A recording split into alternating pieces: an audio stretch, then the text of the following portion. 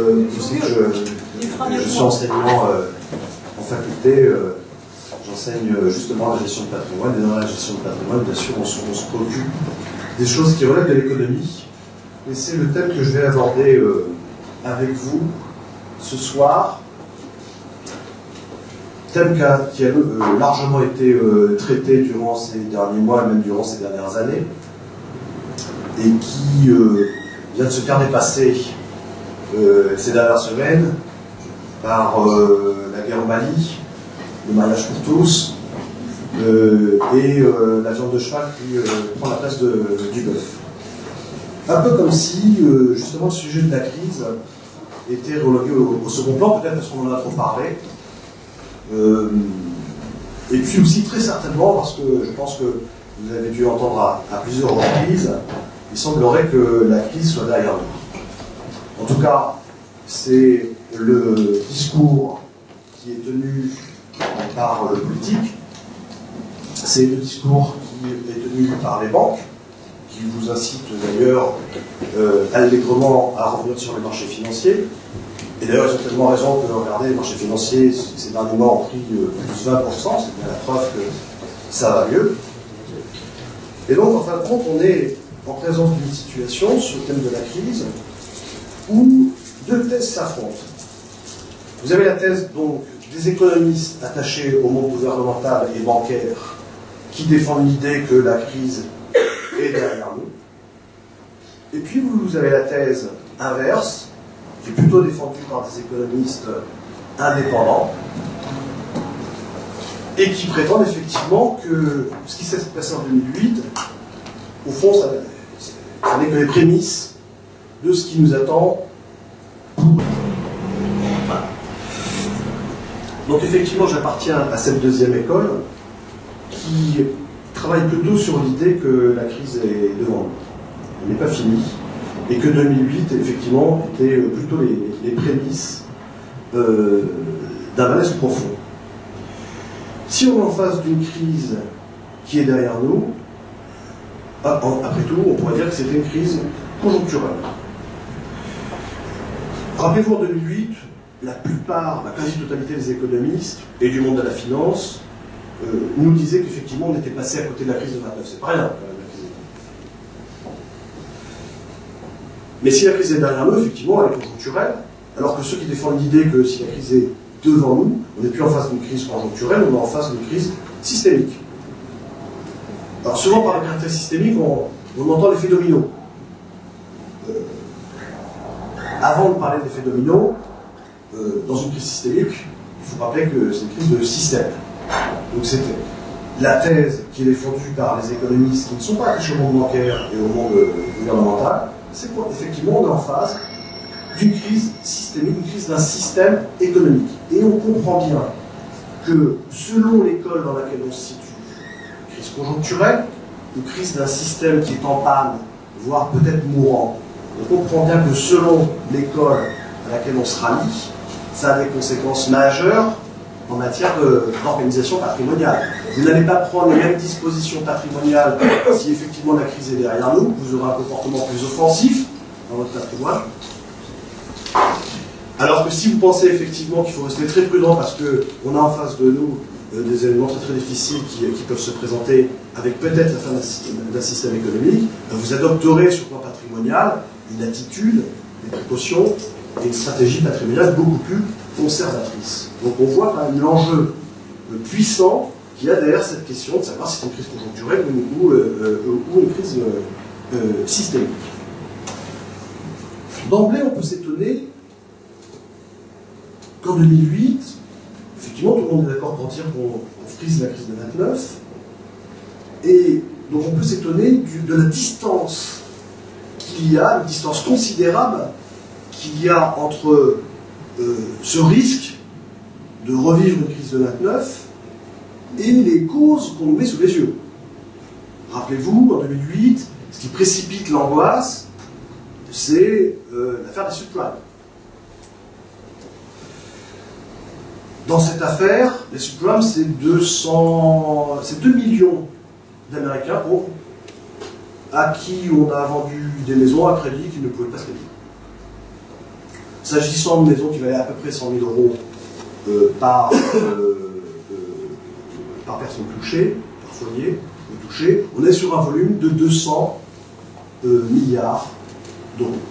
Ça paraît être une somme effectivement très conséquente, très importante, mais au regard des enjeux qu'on va voir tout de suite, 200 milliards d'euros, c'est rien, c'est une goutte d'eau dans l'économie mondiale. Donc la première question qu'on doit se poser, c'est comment ça se fait, comment se fait-il qu'on est dans un système qui peut trébucher jusqu'à rencontrer l'éventualité d'une crise de 29, simplement sur le thème, effectivement, des subprimes. Et puis derrière ça, rappelez-vous, on commence à se poser, alors c'était une question complètement incongrue avant 2008, on commence à se reposer la question de la fiabilité, de la solvabilité des établissements financiers, des banques et des compagnies d'assurance.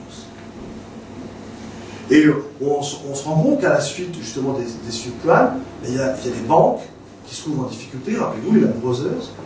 Lehman Brothers, c'est une banque de la taille de la Société Générale. Donc, une banque de la taille de la Société Générale qui ferait faillite, ça mettrait en cause tout le système économique et financier international du monde entier.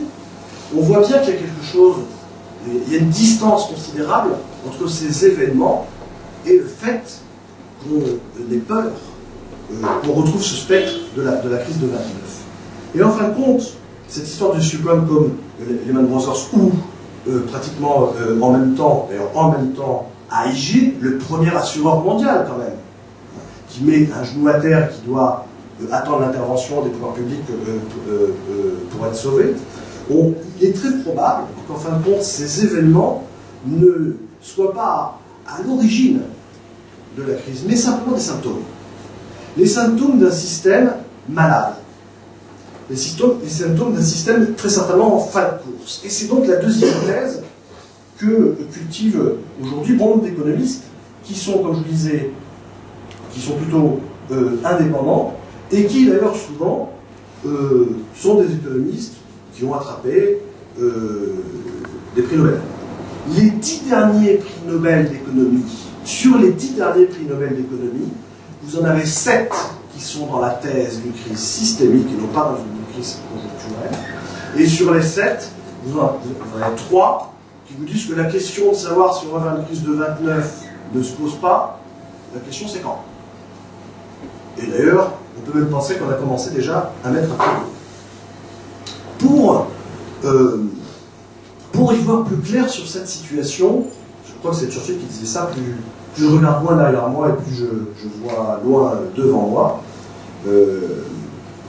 On va se livrer, si vous voulez bien, à cet exercice pour essayer de comprendre d'où viendrait cette crise systémique. D'où vient cette crise systémique? Parce que là, franchement, il y a consensus sur toutes les écoles d'économistes pour dire que, en fin de compte, après la Deuxième Guerre mondiale, on a connu les 30 Glorieuses. Il fallait reconstruire le monde occidental, il a joué à terre, et il y avait du travail pour tout le monde. Les entreprises tournaient à plein régime, c'était les 30 Glorieuses. Et à la suite de ces 30 Glorieuses, eh bien, on a connu une panne de croissance, et il a bien fallu, pour ces économies modernes, pour nos économies modernes, il a bien fallu trouver une réponse à cette panne de croissance, qui d'ailleurs, le ministère intervient à peu près au moment des chocs pétroliers. Et quelques années après, on a le régime communiste qui s'effondre, et on fait l'apologie du système libéral, avec l'idée qu'effectivement c'est le meilleur des systèmes, et c'est tellement vrai d'ailleurs que c'est le meilleur des systèmes, qu'on n'a plus besoin, il s'auto-génère, il s'auto-régule ce système néolibéral, on n'a plus besoin de régulateurs, en tout cas de moins en moins, l'intervention humaine n'est plus requise pour effectivement réguler l'économie. Et donc cette économie, ce qu'appellent aujourd'hui les économistes l'époque néolibérale, en fin de compte, elle s'appuie sur 3 piliers. Le premier, effectivement, c'est le fait d'avoir favorisé la mondialisation. Ce n'est pas un phénomène nouveau, on va en parler tout à l'heure. À la fin du 19e siècle, l'industrie chinoise, le premier producteur d'industrie au monde, c'est déjà les Chinois. La mondialisation, c'est une histoire séculaire, ça n'a rien de nouveau. Tout simplement, effectivement, là, elle prend une autre dimension. Et il y a ce qu'on appelle effectivement l'émergence, les pays émergents, les fameux BRIC dont on parle souvent, le Brésil, la Russie, la Chine. Le deuxième pilier, effectivement, je l'ai évoqué, c'est le fait qu'on fait apologie du libéralisme et on prévoit un minimum d'interventionnisme. Alors, cet interventionnisme, on le limite où? Dans l'économie, bien sûr, mais on le limite aussi beaucoup dans la finance. Alors, comment ça se traduit précisément? À la suite de la crise de 29, il a fallu attendre 3 ans pour attendre les premières mesures gouvernementales qui sont arrivées en 1932. Et parmi les premières mesures gouvernementales, il y a une règle qui a pesé sur les établissements financiers qui a consisté à leur dire: vous ne pouvez plus mélanger 2 pratiques métiers, celle qui consiste à être une banque de crédit et celle qui consiste à être une banque d'investissement. Autrement dit, vous ne pouvez pas vous prêter pour faire vos propres investissements. Et ça, c'est une règle qui a été mise en place sur le plan international et qui a duré 50 ans. Donc on voit que c'est vers les années 80 que ce dispositif est tombé et il nous aura fallu à peu près une vingtaine d'années pour retomber dans les travers qui nous ont justement conduit à la crise de 29, c'est-à-dire l'utilisation abusive des effets de levier. Et c'est donc le troisième point qui est crucial, parce que lui, il est complètement nouveau dans le néolibéralisme. Quand je vous disais, la mondialisation, c'est pas nouveau, mais elle a été favorisée par ce mode d'économie. La permissivité de l'État en direction de la finance et en direction de l'économie, donc une régulation timide, c'est pas nouveau non plus. En revanche, ce qui est complètement nouveau dans ce système néolibéral, c'est effectivement de soutenir la croissance par la consommation et par le crédit. Pourquoi? Parce qu'on se rend compte très vite à cette époque-là, donc à la fin de les Trente Glorieuses, qu'on ne saura pas gérer de croissance sans l'utilisation du crédit. C'est montré dans les mœurs. C'est vrai que nos parents utilisaient moins de crédit que nous. Nous, on reste très raisonnable. Et vous avez des pratiques en matière de crédit dans les pays anglo-saxons qui n'ont rien à voir avec les nôtres. Quand vous allez voir votre banquier, si vous dépassez 30% d'endettement, il va vous dire qu'il va vous expliquer que c'est difficile d'accéder au crédit. Aux États-Unis, on n'est pas du tout là. On va voir tout à l'heure, il y a des taux d'endettement sur 8. Vous avez 8 familles sur 10 qui dépensent 110% de ses revenus.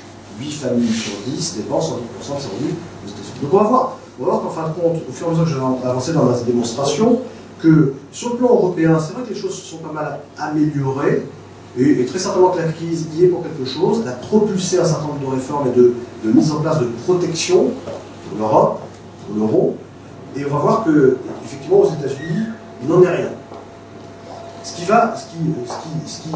selon moi, et selon un certain nombre d'économistes, va nous poser justement des problèmes dans les mois à venir. Donc une croissance qui est largement soutenue par la consommation de crédit. Je rappelle une chose toute bête, c'est que le crédit, ça n'est jamais qu'une anticipation sur la richesse de demain.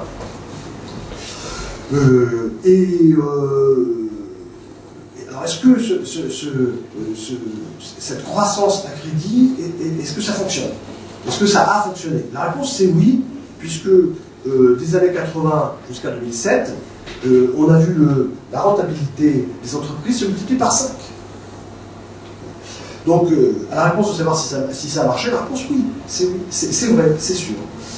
Mais dans un système comme celui-ci, c'est un peu une course en avant, c'est-à-dire qu'il faut toujours faire du crédit pour continuer à consommer, et le crédit, c'est pas élastique à l'infini. Il y a un moment où, quand on consomme trop de crédit, on se retrouve dans une situation d'endettement. Le crédit, c'est une anticipation sur la richesse de demain. Quand toute l'économie est basée sur le crédit, et qu'on se rend compte qu'on rentre en récession, c'est le cas en 2008, il y a un effet de panique, on se demande comment est-ce qu'on va faire pour payer ces crédits qui ont financé la croissance hier. On se rend compte qu'on va avoir des graves difficultés pour les payer. C'est un moment de panique. 2008, c'est une crise cardiaque de l'argent, le sang qui représente l'argent ne circule plus, il y a une crise cardiaque des banques. Les États interviennent effectivement pour fluidifier le sang, et on va le voir tout à l'heure. Après tout, entre 2008 et aujourd'hui, c'est guère les seules mesures qui ont été prises. C'est-à-dire des plans de quantitative easing, de l'argent en grande quantité et facilement pour fluidifier l'économie et surtout les marchés financiers. Donc, une stratégie gouvernementale, une stratégie économique qui fait plaisir au marché, mais qui ne résout pas le problème. Si effectivement le problème c'est un régime qui arrive en fin de croissance, parce qu'on a été jusqu'au bout du raisonnement du crédit. Alors qui est en surendettement? Tous les acteurs économiques. Les ménages, je le disais tout à l'heure, un peu moins en Europe, et notamment en France, en Allemagne, et dans les pays anglo-saxons, on a utilisé le crédit d'une façon complètement inconsidérée. Je l'évoquais tout à l'heure, sur 10 ménages aux États-Unis, vous en avez 8 qui consomment 110% de leur revenu, ça fait bien longtemps que ça dure. D'ailleurs, il n'y a pas encore très longtemps, c'était 130%. La Fed vient de lancer un rapport, je crois il y a 3 semaines, avec un espace de Moura, en disant oui, on fait des efforts, on arrive à se désendetter, ils sont à 130% de l'endettement à 110% de revenu. Les entreprises également ont exagéré en matière de crédit. Là aussi en Europe relativement peu. Donc vous voyez que le problème européen, ça ne va pas être le même problème qu'effectivement dans les pays anglo-saxons. Dans les pays anglo-saxons, la moindre entreprise, bien sûr les grandes entreprises, mais aussi les PME, ont fait leur OBO. Alors c'est quoi un OBO? C'est j'ai une entreprise, je crée un holding, et je demande à mon holding de me racheter, et puis cet argent-là, je le replace. Alors, en général, c'est des placements patrimoniaux, et souvent sur les marchés financiers. Donc ça veut dire que je consacre une bonne partie de mes dividendes au remboursement du crédit, j'attrape du cash au passage, et je le place. C'est une opération patrimoniale sur la valeur constitutive d'une entreprise. Dans le monde latin, ça n'a pas pris l'OBO. Les entreprises n'ont pas fait ça. Dans le monde anglo-saxon, l'entreprise qui n'a pas fait son OBO, elle ringarde. Toutes les entreprises sont chargées de crédit de cette façon-là. Vous comprenez bien, ce n'est pas un crédit dédié à l'investissement, tourné vers l'avenir. C'est juste un crédit qui consiste à conforter une situation patrimoniale, à remplacer sur les marchés financiers. Et on comprend que si les marchés financiers s'écoulent de 40%, évidemment, les choses deviennent beaucoup plus compliquées. Et puis, les États, c'est pas un scoop, avec les États aussi sont en situation, pour nombre d'entre eux, de surendettement. D'ailleurs, entre 2008 et aujourd'hui, l'endettement des États a doublé. Vous voyez que la thèse qui consiste à dire que la crise est derrière nous, parce que les choses se sont améliorées entre 2008 et aujourd'hui, très franchement, les économistes qui se pensent sur le sujet, ils n'ont pas la bouche nouée parce qu'ils sont attachés au monde bancaire ou gouvernemental. Il n'y a pas d'économistes qui peuvent vous dire qu'effectivement les choses se sont améliorées. Elles ont même doublé de volume. Les problèmes entre 2008 et aujourd'hui ont doublé de volume. Et donc, comme on est en face d'un système qui a cherché de la croissance à crédit et qui arrive au bout de son raisonnement, qui porte cette politique-là, on l'a vu tout à l'heure, c'est les banques, principalement, qui fournissent effectivement les financements, et donc leur bilan s'est complètement gonflé.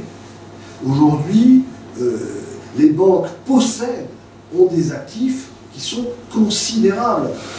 Mais en face de ces actifs, bien sûr, il y a des passifs. Imaginez par exemple que la BNP, le poids du bilan de la BNP, c'est le PIB de la France. C'est 100% du PIB de la France.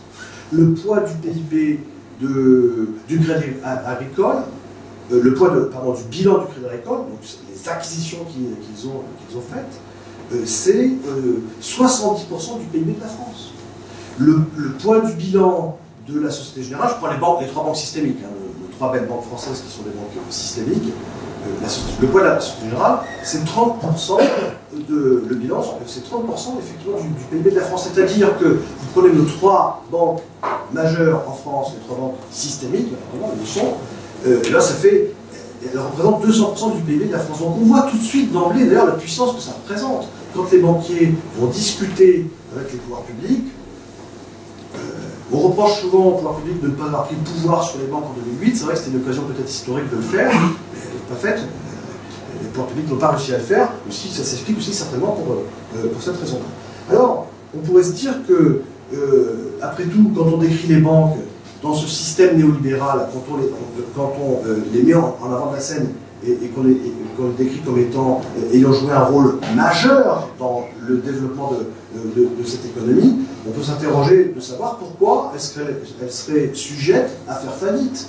D'ailleurs, si on regarde les comptes de résultats, il y a des comptes de résultats qui sont un peu inquiétants pour le crédit agricole en ce moment, qui vient de sortir sa perte pour l'année dernière, qui est quand même d'un peu plus de 6 milliards d'euros, c'est-à-dire plus de 50% de ses capitaux propres.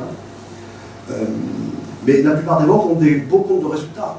Or, chacun sait que quand une entreprise a un joli compte de résultats, bah, elle n'est pas au bord de la faillite. A priori, on peut penser qu'elle va bien. Sauf que c'est vrai pour la plupart des entreprises, mais pas pour une banque. Une banque, ça ne fait pas faillite par son compte de résultats, ça ne fait pas faillite par le bas. Une banque, ça ne fait pas faillite par le haut. Ça fait faillite par la dépréciation de ses actifs. D'ailleurs, la perte de ces milliards que j'évoque du Crédit Agricole, c'est une dépréciation d'actifs. Donc la question de savoir aujourd'hui si les banques ont des bilans déséquilibrés, la quasi-totalité des économistes vous le disent. C'est vrai. D'ailleurs, même l'État le dit. Les banques sont sous-capitalisées, c'est ça que ça veut dire, effectivement. C'est-à-dire si, effectivement, elles avaient un mode comptable comme toutes les autres entreprises, vous avez un mode comptable, elles ne comptent pas comme tout le monde, les banques. Elles ont le droit de ne pas compter comme tout le monde. C'est d'ailleurs un peu particulier, parce qu'elles ont le droit de collecter l'argent des gens, mais elles ont un mode comptable qui ne milite pas très forcément en faveur d'une transparence complète. Et donc, les dépréciations d'actifs, qui doivent forcément être comptabilisées par n'importe quelle entreprise normale, les banques, elles, prennent beaucoup de temps pour les faire. Or, les banques, en mélangeant les deux métiers, banque de crédit et banque d'investissement, ont gonflé leur bilan. Elles ont investi pour leur propre compte. Donc elles ont des bilans effectivement extrêmement lourds.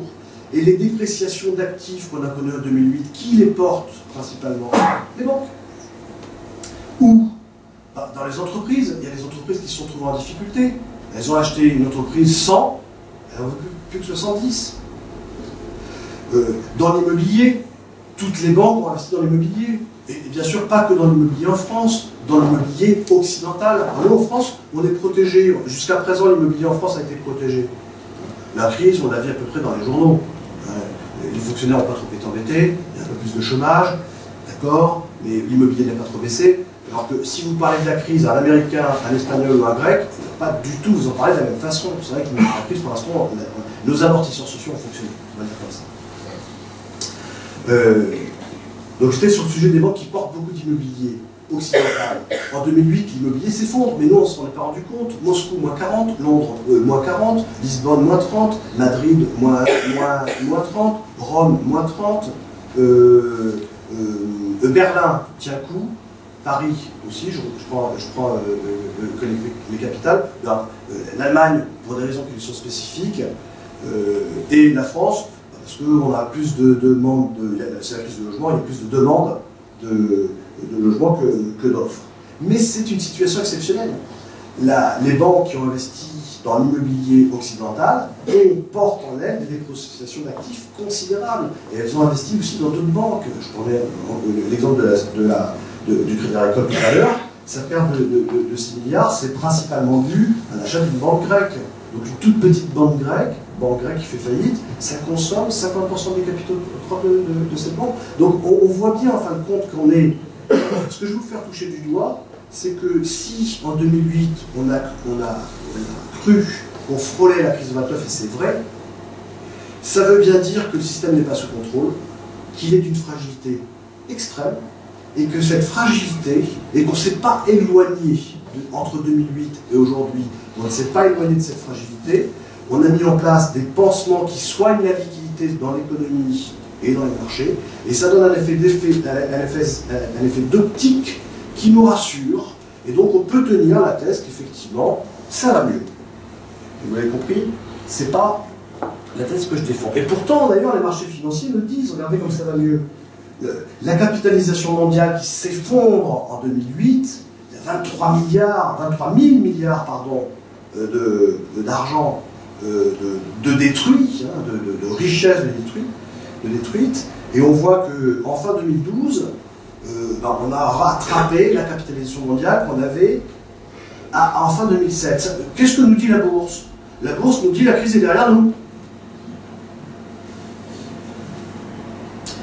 Alors d'une façon différenciée, les marchés américains, je pense que tout le monde le sait, ont davantage repris que les marchés européens, parce que l'Europe vit une crise d'adolescence, de structuration, et elle n'a pas attiré les capitaux comme les Américains l'ont fait, parce que lorsqu'on est en crise d'adolescence, on n'est pas forcément très crédible pour attirer les capitaux qu'on voudrait attirer.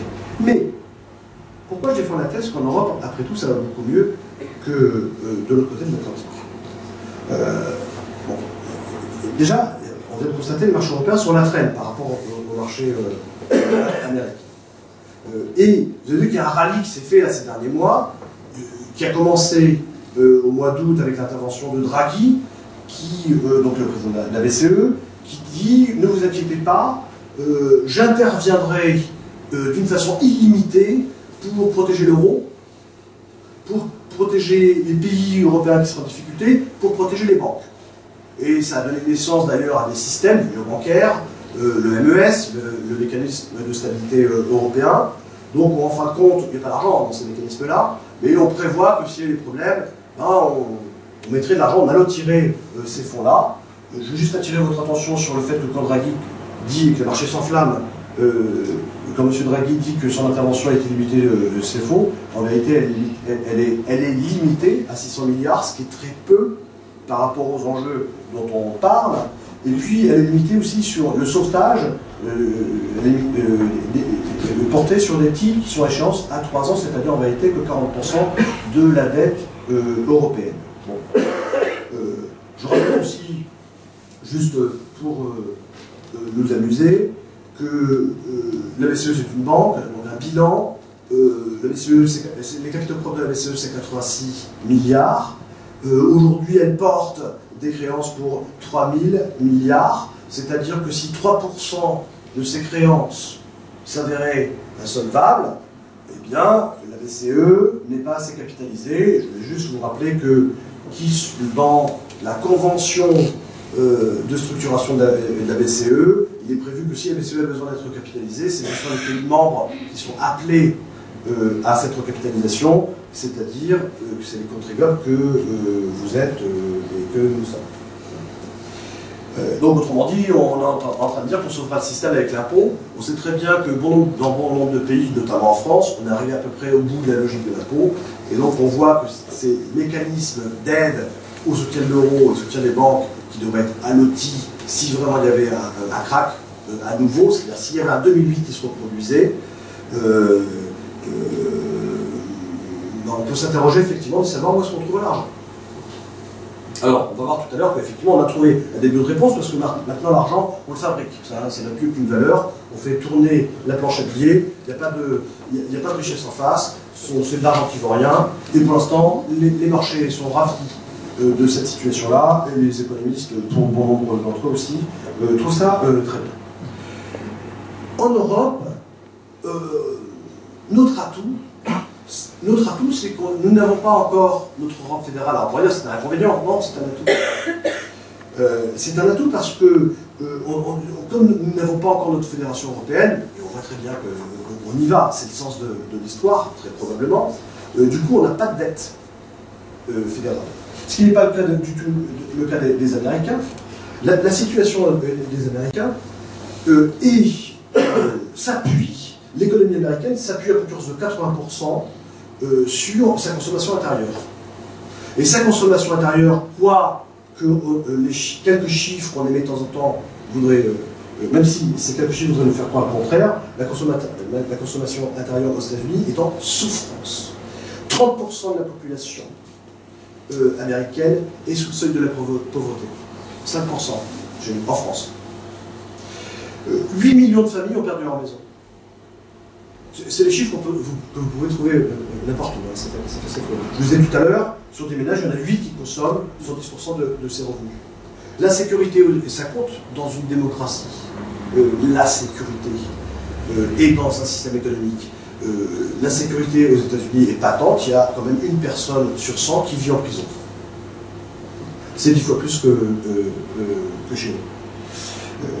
Et puis, on peut se dire si la consommation, si les Américains s'appuient sur la consommation intérieure pour relancer la consommation et que ça ne fonctionne pas, ils peuvent le faire au travers des exportations. Et c'est ce qu'ils ont fait en faisant baisser. Vous avez remarqué que entre 2008 et aujourd'hui, le dollar a baissé de 30%. Ça veut dire quoi? Est-ce que vous connaissez une entreprise qui baisse son prix de 30% sans que ça ait le moindre impact sur son compte de résultat, sur son bénéfice? Ça n'existe pas. Il n'y a pas une entreprise qui peut faire ça. Si toutes les entreprises américaines qui exportent peuvent le faire, puisque l'exportation, pour la plupart des échanges, se fait en dollars, et que, bien sûr, les Américains consomment en dollars. Donc, quand ils font baisser le dollar de 30%, ils deviennent plus compétitifs sur le terrain international de 30%. Est-ce que ça a marché? Non, pas du tout, puisque, encore l'année dernière, ils ont atteint un déficit historiquement puissant, 500 milliards de déficit de balance commerciale. Qu'est-ce que je suis en train de dire là? Je suis en train de dire que, outre-Atlantique, il semblerait qu'on a tiré toutes les cartouches. Alors, sauf une, il y en a une dernière qui continue à courir, c'est l'argent facile dont je parlais tout à l'heure. Effectivement, on fait marcher à fond la planche à billets, on fabrique de l'argent. En matière de... Je reviendrai sur cette fabrication fictive de l'argent, parce qu'effectivement, c'est très probablement ce qui va amener le second choc boursier qui nous attend dans les mois qui viennent. Je suis très clair là-dessus.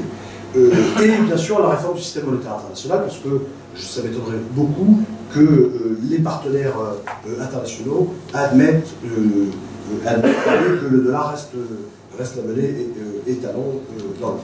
Si je veux revenir sur la situation d'endettement aux États-Unis, on parle souvent de l'endettement fédéral 16 milliards. Il est puissant, il n'existe pas en Europe. 16 000 milliards. Mais en réalité, ce n'est pas l'endettement des États-Unis. L'endettement des États-Unis, ce n'est pas que la dette fédérale que nous n'avons pas chez nous. C'est l'endettement aussi des États, c'est l'endettement des communes, c'est l'endettement des villes, c'est l'endettement des ménages, c'est l'endettement des entreprises. 55 000 milliards de dollars. L'endettement des États-Unis, c'est plus... Les Américains doivent plus d'argent qu'il en existe sur les marchés d'actions.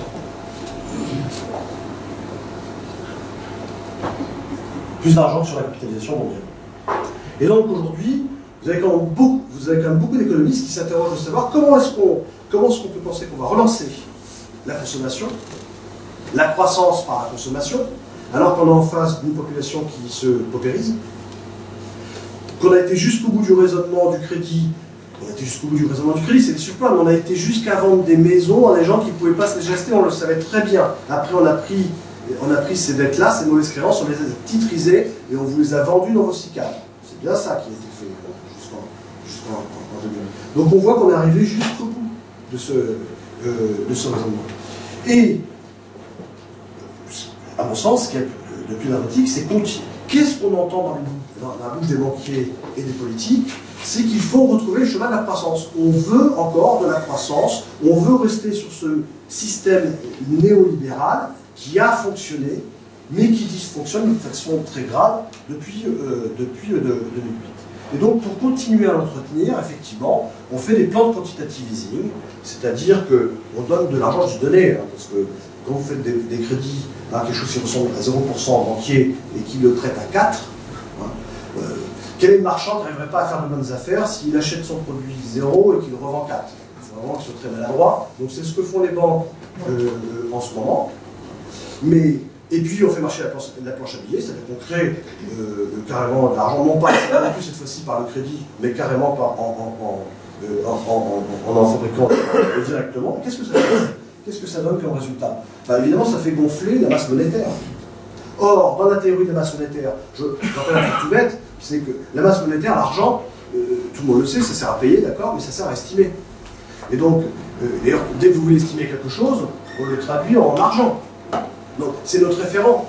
Et si notre référence s'effondre, s'il est plus crédible, s'il n'est pas bon, avec quoi on estime? Avec quoi on paye? Donc la monnaie dans nos économies, dès lors qu'on sort d'une économie de troc, la monnaie, ça joue un rôle fondamental. Tout ce qui se passe dans la sphère de la monnaie a une résonance dans la sphère des biens. Or, là, on est en train de créer effectivement une monnaie qui n'a pas d'enrichissement. Or, dans la théorie de la monnaie, pour qu'elle soit fiable, pour qu'une monnaie soit crédible, il faut effectivement que la masse monétaire progresse dans le même sens, à la même proportion qu'un PIB, que le PIB mondial. Là, on est en face d'une masse monétaire qui gonfle de 30%. Alors donc, on a des marchés financiers qui nous disent la crise de 2008, c'est fini. On a une masse monétaire, donc une bulle financière qui s'est créée.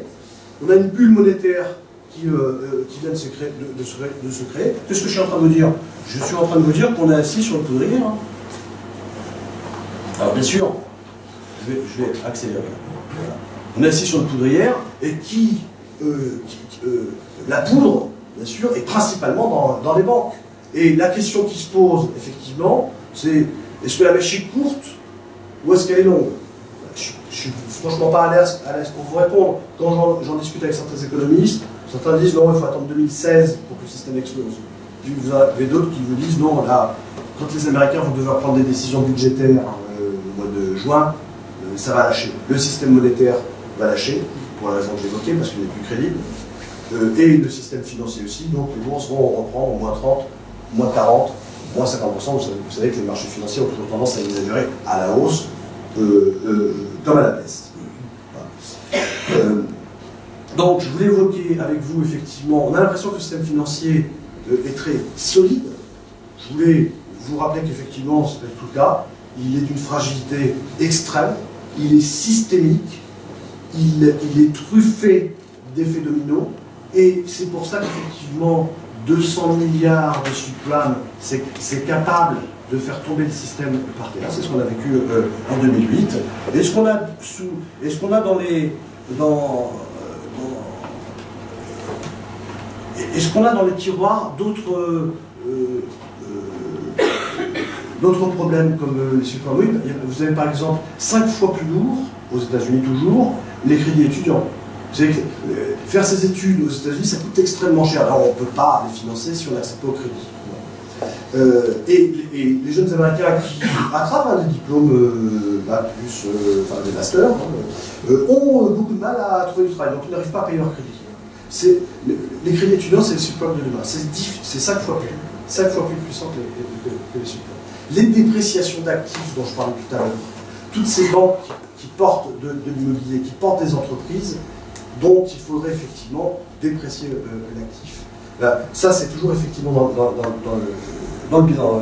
1900, hein, et on voit que la répartition, c'est la répartition du PIB dans le monde. C'est juste pour vous illustrer le point de tout à l'heure.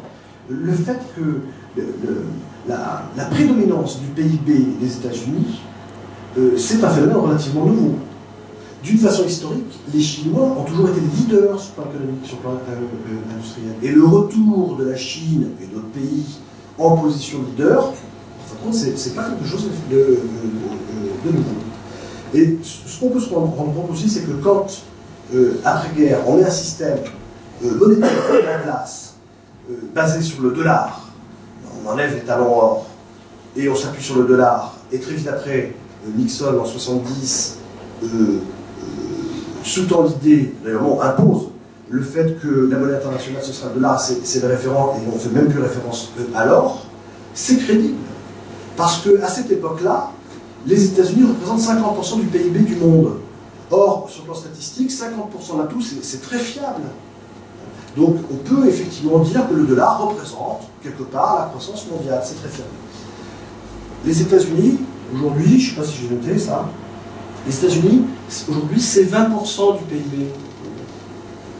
Les pays émergents, c'est 25%.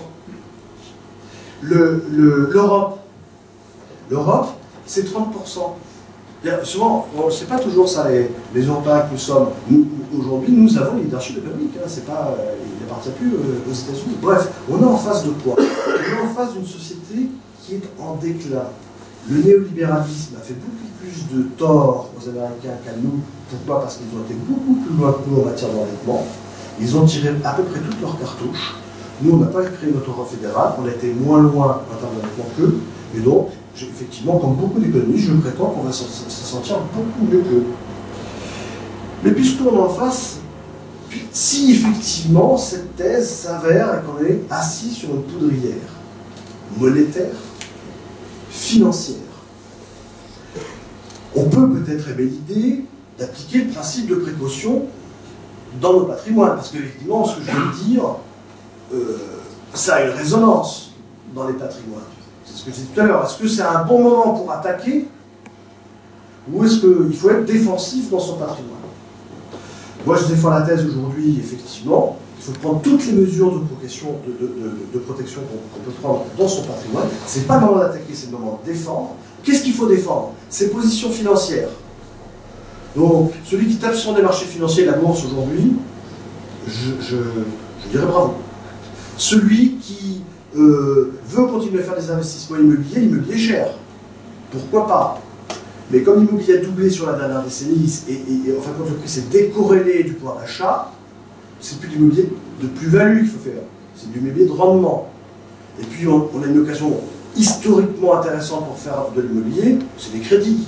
Les taux de crédit aujourd'hui sont à des niveaux qu'on avait justement après-guerre, lorsqu'il s'agissait de reconstruire la France. C'est bien un signe d'ailleurs. C'est bien un signe que quand nos économies se mettent à avoir des taux qui sont nécessaires pour reconstruire une économie, on voit bien quand même que la crise n'est pas derrière nous. En tout cas, c'est une opportunité aujourd'hui d'acheter de l'argent, de faire du crédit pour acheter de l'immobilier, mais cette fois-ci de rentabilité. Et puis, si on peut l'acheter un petit peu en dessous du marché, c'est pas plus mal. Je l'évoquais aussi, parmi les mesures de protection, il y a certainement des choses à regarder du côté de ces banques, de ces compagnies d'assurance. On ne peut plus choisir sa banque ou sa compagnie d'assurance comme avant 2008.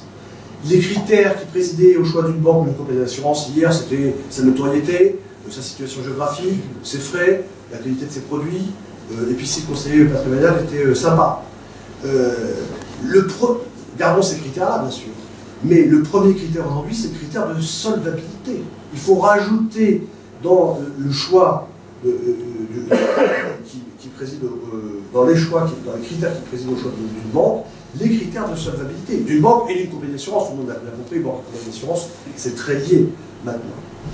Et puis, parce que l'État a besoin d'encore plus d'argent qu'hier, eh bien, les patrimoines connaissent des agressions fiscales qui sont de plus en plus pénibles et qui viennent obérer la capacité à avoir des revenus, la capacité à transmettre, la capacité à faire de la plus-value. Et donc là aussi, il y a certainement des mesures à prendre pour protéger un peu quand même son patrimoine de ces agressions fiscales. Et puis, est-ce qu'il y a des mesures à prendre dans son patrimoine qui pourraient être tournées vers les valeurs refuges? C'est certainement effectivement un moment tout à fait privilégié pour commencer, pour ceux qui ne l'ont pas fait, à penser, à intégrer un peu de valeurs refuges dans les patrimoines, parce que dans les périodes de crise, on voit que les gens qui se sont positionnés un peu sur les valeurs refuges souvent le sourire, alors que ceux qui sont positionnés en bourse ont plutôt... On est probablement en face d'une situation historique pour l'humanité.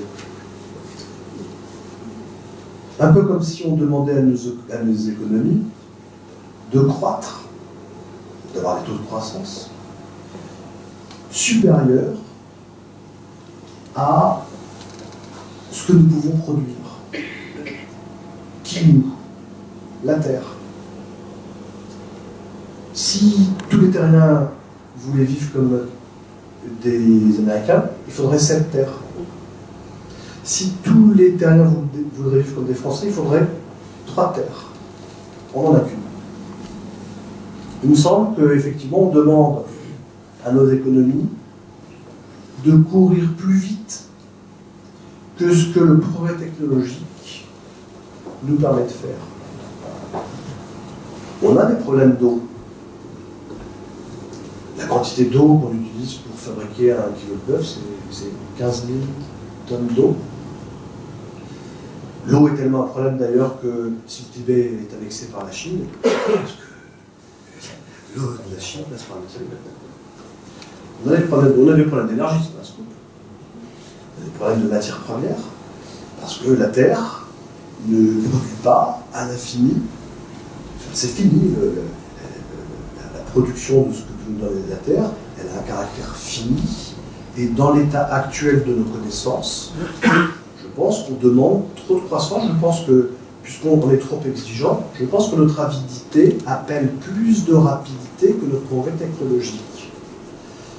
Et c'est certainement ce qui a amené à propulser l'utilisation du crédit pour fabriquer cette croissance, alors même qu'on ne sait pas la fabriquer. C'est pour ça, je pense qu'effectivement, on arrive à la fin d'un système.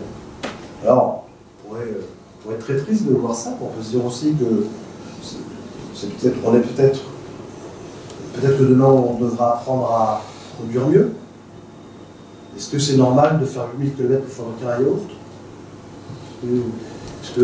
Est-ce que c'est normal que 50% de la production de nourriture sur Terre va au bétail? pour nourrir une poignée d'hommes. Hein. Et les 50% qui restent engagent énormément dans les transports. Après, on jette beaucoup sur le thème, parce que c'est pas présentable, on est des consommateurs très exigeants. Et puis après, quand le produit est à la maison, on jette encore. Est-ce que c'est normal, quand on transporte de l'électricité, de perdre 10 à 30% de la production d'électricité? Est-ce que la question qui se pose, c'est, selon moi, je pense que nos économies occidentales ne sont pas finies, dans le sens où elles n'ont pas fini de progresser. On a encore des jolies choses à faire. Mais autrement, et certainement à un rythme moins soutenu. Si nous demandons à nos économies occidentales des rythmes de croissance aussi puissants qu'hier, c'est pas possible. C'est une invitation à des krachs boursiers en permanence, à des krachs monétaires en permanence, et c'est une invitation au malheur de l'humanité, puisque les êtres humains ne sont pas heureux, à être tellement en compétition. La compétition, ça crée des émulsions, mais trop de compétition, ça crée des meurtres, ça crée du malheur. Et je crois que quand on voit, moi quand je pense à mes enfants, je ne suis pas très fier de leur transmettre ce monde-là. Je regrette que ça se soit passé comme ça. Je voudrais leur transmettre un monde plus doux, et je pense que si on vit dans un monde aussi violent que ça, c'est parce que on veut que ça aille trop vite. Regardez les opérations qu'on fait en bourse. À la nanoseconde, il faut gagner de l'argent. Mais non, l'argent, ça se travaille en travaillant, ça se fabrique en travaillant, en produisant, il faut du temps. C'est pas normal de gagner de l'argent à la nanoseconde. Les marchés financiers, de ce point de vue-là, relatent le dysfonctionnement de notre système économique, notamment. Vous parliez tout à l'heure de valeur refuge. Vous avez fait un constat plutôt anxiogène pour les années à venir. Et quelles sont les valeurs refuges? On a parlé de l'art, mais est-ce que vous en voyez d'autres? Il y a les métaux précieux. Bon, l'or, par exemple. Les métaux précieux, l'or. L'or, c'est très particulier, l'or, c'est difficile. Une valeur refuge, ça n'a pas vocation à subir des fluctuations trop importantes. En août 2011, l'or, ça fait moins 20%. Sur la dernière décennie, l'or, ça fait plus 400%. C'est pas le comportement d'une valeur refuge. Pourtant, si le système monétaire international, effectivement, devait être révisé, peut-être que dans une période de transition, on repasserait sur un métal or. D'ailleurs, pourquoi aujourd'hui toutes les banques centrales rapatrient de l'or et rachètent de l'or? C'est certainement parce qu'elles envisagent qu'effectivement, on est à l'aube d'un changement du système monétaire international et que dans un premier temps, on pourrait s'appuyer sur l'or. Donc, si vous voulez, se positionner sur l'or, c'est jouer un peu ce thème-là. Mais c'est plus un thème spéculatif et si effectivement le scénario difficile que je proposais tout à l'heure se produit, il va y avoir une bulle financière, il va y avoir une bulle sur l'or. Donc comme à chaque fois qu'il y a une bulle, il faut savoir en sortir. Toujours facile d'acheter. C'est bon. Donc l'or, pourquoi pas, mais attention, très spéculatif. Et en plus, intervenir sur le marché de l'or aujourd'hui, dans son patrimoine, il faut le faire avec de l'or physique. Il ne faut pas acheter de l'or papier. Hein, l'or papier, c'est de la bourse, donc c'est soumis aux éléments boursiers. Là, on pourrait dire, oui, mais c'est des sociétés d'extraction minière, donc elles sont quand même très corrélées au prix de l'or. Non. Si vous regardez ces derniers temps, elles ne sont pratiquement plus corrélées au prix de l'or. Pourquoi? Parce que les sociétés minières, dans la quasi-totalité du monde, ont déjà vendu leur production sur 5 ans. Ils ont vendu à terme. Donc aujourd'hui, quand vous achetez des millions, vous achetez de la bourse, pas de l'or. Si vous voulez acheter de l'or, il faut acheter de l'or physique, c'est-à-dire des lingots, des pièces. Et puis oui, c'est valeur refuge, parce qu'on parlait de plaisir, on parlait de beauté tout à l'heure, ça reste des vraies valeurs. Dans un patrimoine aujourd'hui, avoir 5% de son patrimoine dans des valeurs refuges, ça me paraît franchement pas incongru, quoi. Je n'ai pas l'impression que c'est une mauvaise idée. Là. En tout cas, je pense que c'est mieux que des garants de l'alcool. Je vous remercie d'orienter le regard sur les États-Unis. Effectivement, on parle beaucoup de l'Europe. Merci beaucoup. Malheureusement, je suis européenne, j'allais vous poser une question au niveau de l'Europe. Deux questions en fait. La première, difficile peut-être, c'est au niveau du fédéralisme. Est-ce qu'à un moment donné, la politique ou les peuples vont-elles l'accepter? Et la deuxième, c'est quand même on l'a accepté, le poids de la dette. Est-ce que quand même on allait beaucoup moins loin que les États-Unis? Nous ne sommes quand même pas allés trop loin en Europe. Et donc, du coup, quelle sortie de crise va-t-on avoir en Europe pour avoir une issue positive? Sur la tête d'un enfant européen, pèse 2 fois moins de dette que sur la tête d'un enfant américain. C'est quand même peu d'argent, c'est grosso modo 20 000 euros. Les Américains, c'est plutôt 40 000. Sur le fédéralisme européen, moi j'ai l'impression que c'est la seule voie. Hein. De toute façon, quand on regarde, les banques aujourd'hui sont en difficulté. On crée l'union bancaire, c'est du fédéralisme quelque part, c'est du fédéralisme bancaire. Donc on n'a pas encore créé la fédération politique, la fédération sociale, la fédération fiscale, donc l'organisation de la fédération européenne. En fin de compte, quand on a créé l'Europe, on a peut-être commencé par le mauvais bout. Mais je rappelle quand même que la fédération des États-Unis, elle, s'est créée dans un instant. C'est la guerre de sécession quand même. Et vous avez quand même beaucoup de fédérations, si vous regardez sur la Terre, beaucoup de fédérations se sont créées à la suite de conflits. Nous, l'Europe, c'est exactement l'inverse. Pourquoi est-ce qu'on a créé l'Europe après la Deuxième Guerre mondiale? C'était pour que les Français et les Allemands arrêtent de faire la guerre, parce que d'une façon séculaire, ils se faisaient toujours la guerre. Et est-ce que ça a marché?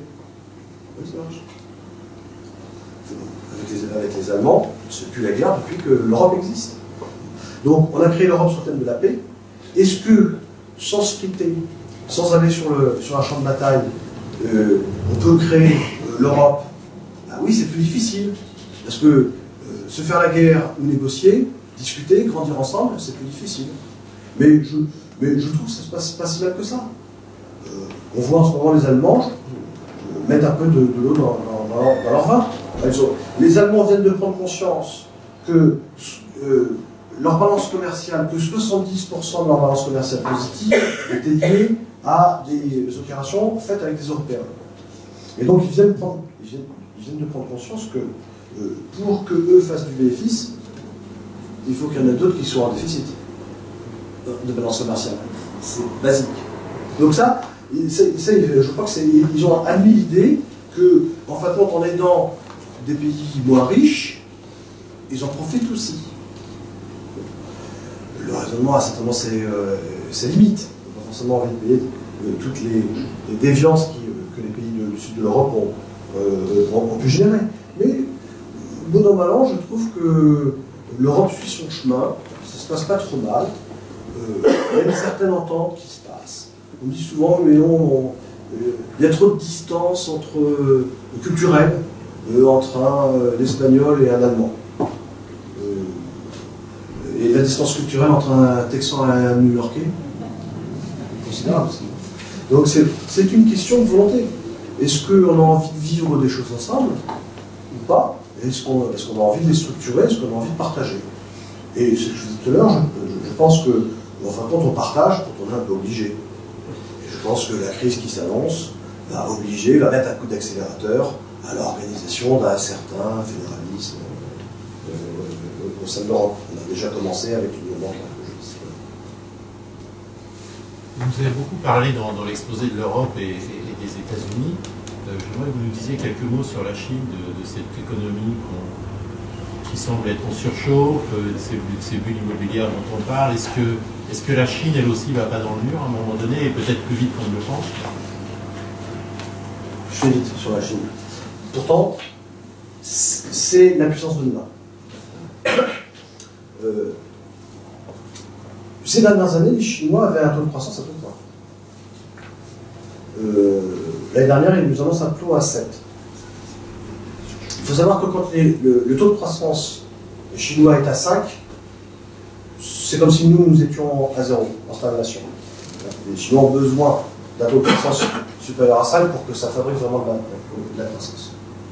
Quand ils fabriquent trop de croissance, quand il y a trop de croissance, ça fabrique de l'inflation. Quand ça fabrique de l'inflation, les gens qui vivent en ville, c'est que le début de l'exode en Chine, c'est que le début. Les gens qui vivent en ville voient, quand vous avez de l'inflation à 15 points, et vous avez des salaires à 12 points, et vous avez des salaires qui augmentent de 20 points, la population en ville est contente. mais pas le paysan chinois, lui, il n'arrive plus à se nourrir.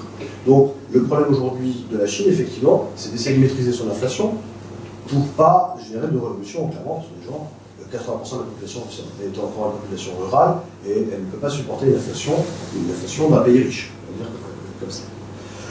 Ils sont en face d'un exercice assez difficile qui consiste maintenant à créer leur middle class.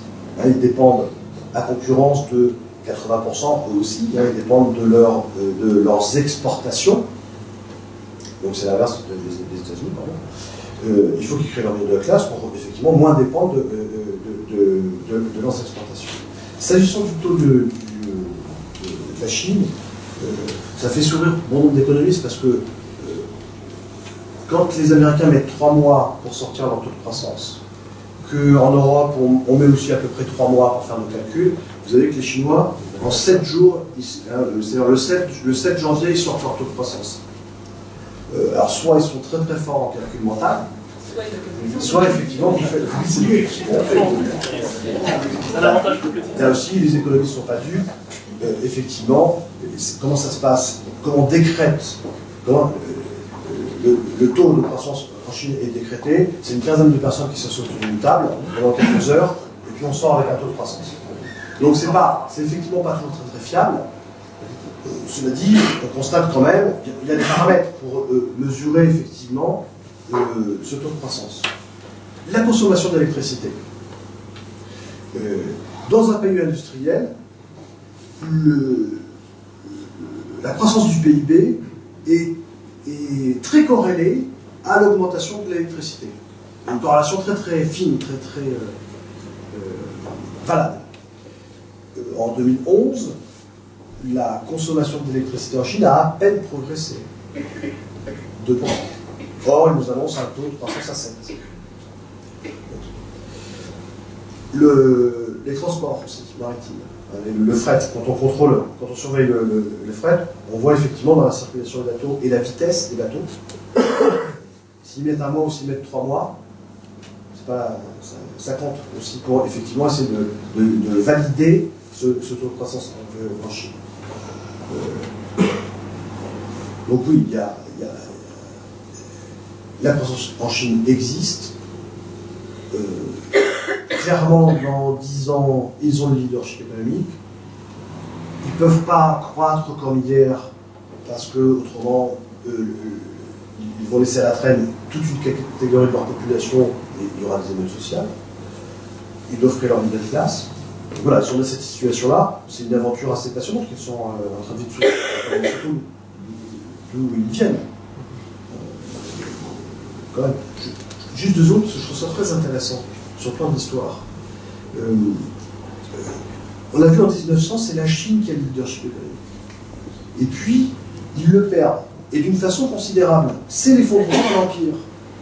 Et quand on regarde qu'est-ce qui s'est passé pendant cet effondrement de l'Empire, eh ben, on se rend compte que 80% de la population chinoise était sous opium. C'était devenu un peuple de drogués. Je pense même que les services américains n'étaient pas pour rien. Et donc, quand Mao Tse-tung arrive et qui décrète que l'opium est interdit, illégal, qu'il met en prison les consommateurs d'opium et qu'il tue les trafiquants d'opium, en 20 ans, il remet son pays en marche. C'est parfaitement cynique. On est en train de dire que voilà, c'est un régime dictatorial, assassin, qui a permis à la Chine de se redresser, mais n'empêche que c'est ce que nous enseigne l'histoire. Et pourquoi c'est intéressant de voir ça? Parce que quand je répondrai tout de suite sur le taux de croissance, bah, c'est le prolongement de cette histoire. C'est un pays qui est sorti d'un régime dictatorial et d'une situation épouvantable fin d'empire, et qui, voilà, en 50 ans, en un demi-siècle, en fin de compte, va reprendre le leadership dans le monde. Voilà, je trouve que c'est une histoire intéressante. Je voulais vous rappeler. Tout à l'heure, vous évoquiez dans les placements possibles que l'immobilier de rendement pouvait être intéressant, mais étant donné qu'en France, on sait qu'on n'a pas vraiment eu de perte sur les valeurs immobilières et que tous les marchés sont encore surévalués, le risque de se placer avec ce que vous préconisez comme future perte dans les mois ou années à venir quelle est la place de l'immobilier et par quelle stratégie on peut la mettre en place, parce que si on a une forte perte des valeurs immobilières aujourd'hui, on aura forcément une perte de valeur du patrimoine. Moi j'ai une idée très claire là-dessus. Ça nous convoque sur le terrain d'un exercice qui est très compliqué. Donc pas d'immobilier de plus-value, il faut de l'immobilier de rendement, parce que le rendement c'est le loyer, et est-ce que perçu, c'est perçu. Bon. En face d'un rendement élevé, aujourd'hui on arrive à avoir des rendements de 4, 5. On peut mettre du crédit très bon marché, donc on peut faire du développement patrimonial payé par les loyers. Voilà. Et puis, là où c'est le plus compliqué, je pense qu'il ne faut pas acheter l'immobilier au prix du marché, je pense qu'il ne faut pas l'acheter au prix du marché. Il faut se battre pour l'acheter moins cher que le marché, parce que je pense qu'effectivement l'immobilier va baisser. Je ne sais pas si ça baissera beaucoup, mais il y aurait plutôt une tendance baissière. Donc puisqu'il y a une tendance baissière, il faut essayer d'acheter en dessous du marché. Donc il faut trouver des systèmes pour accéder à l'immobilier dont mise en vente à des valeurs qui sont en dessous de celles du marché.